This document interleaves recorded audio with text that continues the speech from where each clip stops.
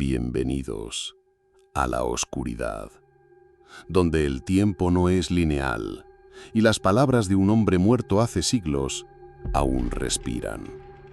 Este no es un canal para corazones débiles. Aquí no hay placebos de esperanza, solo verdades frías y duras como lápidas. Hoy, descenderemos juntos a la mente de quien desafió la lógica del destino. Michel de Nostredame, médico, ocultista y tal vez el único hombre que realmente conversó con el futuro. Nació en la Provenza del siglo XVI, pero su mente habitó épocas que sus ojos jamás vieron. ¿Fue un iluminado, un embaucero o algo mucho más inquietante? Sus métodos no eran los de un profeta cualquiera. Se recluía en su torre, rodeado de espejos cóncavos que distorsionaban la realidad y de cuencos de bronce llenos de agua negra, en cuyas profundidades decía ver destellos de lo porvenir.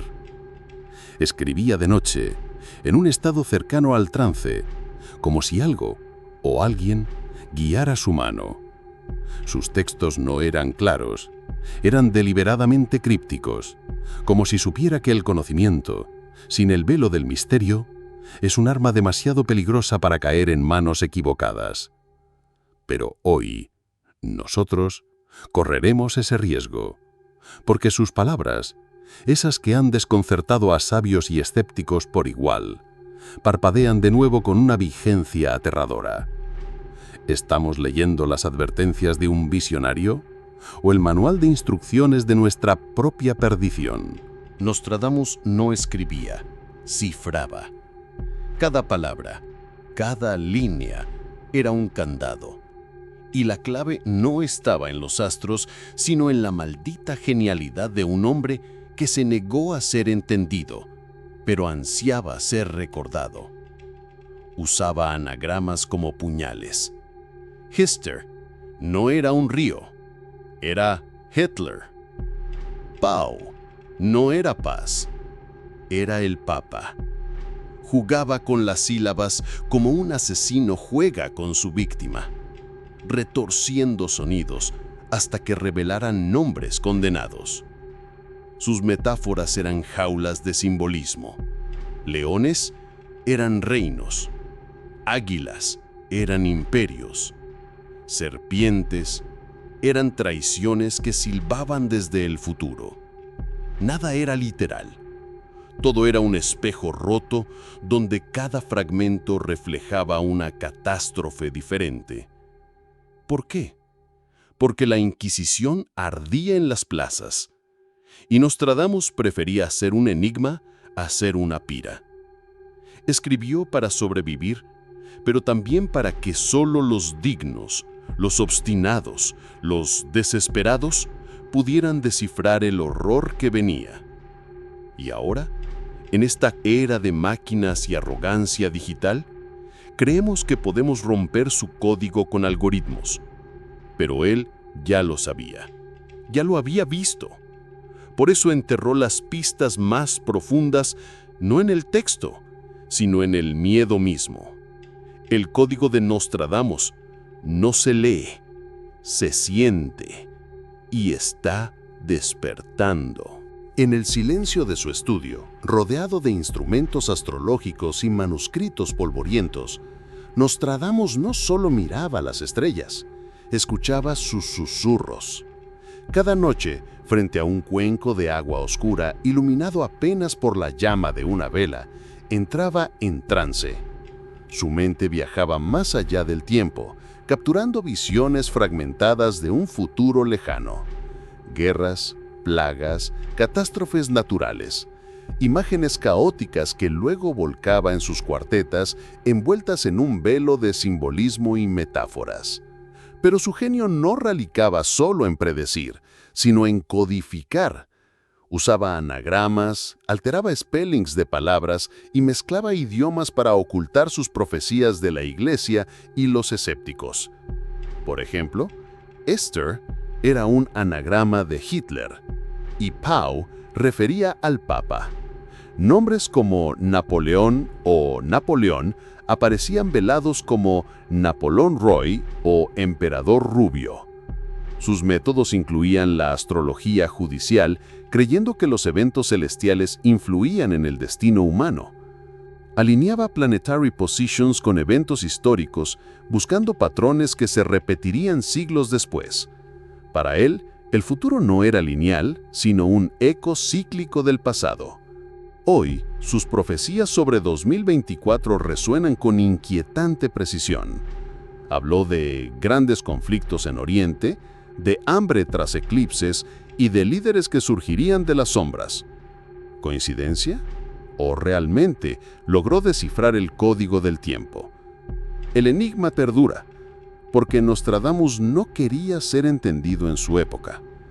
Quería que lo descifráramos en la nuestra. El año 2024 no es un año cualquiera en el calendario de Nostradamus. Es un punto de convergencia, un cruce de caminos en el tiempo que él vio con claridad aterradora.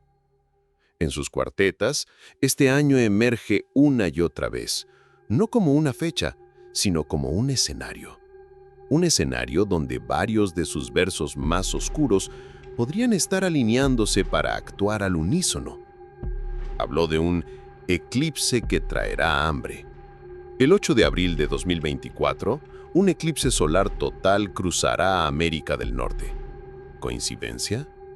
Para Nostradamus, los eclipses nunca fueron solo eventos astronómicos. Eran presagios, anuncios de cambio y, a menudo, de calamidad.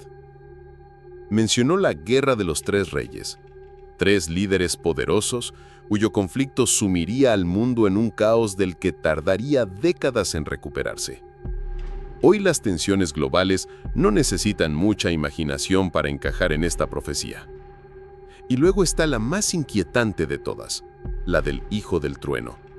Un líder joven, impredecible, que surgiría de donde menos se espera y desafiaría el orden establecido con una furia divina o demoníaca. ¿Un profeta? ¿Un revolucionario? ¿Un tirano? Nostradamus no lo aclara, solo advierte que su llegada cambiará todo. Estos no son versos aislados. Son piezas de un mismo rompecabezas siniestro, y el tablero es nuestro mundo, el año 2024. La pregunta no es si Nostradamus acertó. La pregunta es, ¿estamos leyendo las reglas de un juego que ya comenzó? Y entonces, comience el encadenamiento. El eclipse de abril no es solo oscuridad momentánea, es el detonante. Nostradamus lo vinculó a la hambruna, y justo después de su paso, las cosechas fallan. Los precios de los alimentos se disparan. El hambre se extiende por países que se creían inexpugnables. La gente desesperada sale a las calles. Es entonces cuando los tres reyes entran en juego. Tres líderes, cegados por la ambición, el miedo o el dogma, señalan con el dedo, acusan, movilizan ejércitos, no por tierra ni por petróleo, sino por el último recurso que queda, el control. Y en el caos surge él, el Hijo del Trueno. No viene con un ejército, viene con una idea tan radical, tan venenosa, tan seductora, que los que no tienen nada lo seguirán ciegamente. Promete orden, promete purga, promete un nuevo mundo, y lo hará con la furia de un dios olvidado. Nostradamus no predijo un evento aislado, predijo una reacción en cadena, un dominó de desastres donde el primer tile ya cayó. ¿Estamos a tiempo de detenerlo? ¿O el diseño ya está completo? Las piezas se mueven solas, y el profeta solo nos está mirando desde el pasado, esperando a que leamos las instrucciones de nuestra propia caída. Al final, la pregunta no es si Nostradamus tenía razón. La pregunta es, ¿qué hacemos con su advertencia? Sus palabras no son un destino irrevocable, son un espejo. Un espejo que refleja lo mejor y lo peor de nosotros. Nuestra capacidad para crear y para destruir, para unirnos y para dividirnos. El futuro no está escrito en las estrellas, sino en las decisiones que tomamos hoy, en la empatía que mostramos, en la sabiduría que elegimos seguir, en los líderes que decidimos escuchar. Nostradamus no era un profeta del Apocalipsis, era un mensajero. Y su mensaje es ahora nuestro. ¿Qué hagas con él? Depende entirely de ti. Cuídate y recuerda, el futuro no está predeterminado, pero siempre está observando. Hasta la próxima, en la oscuridad.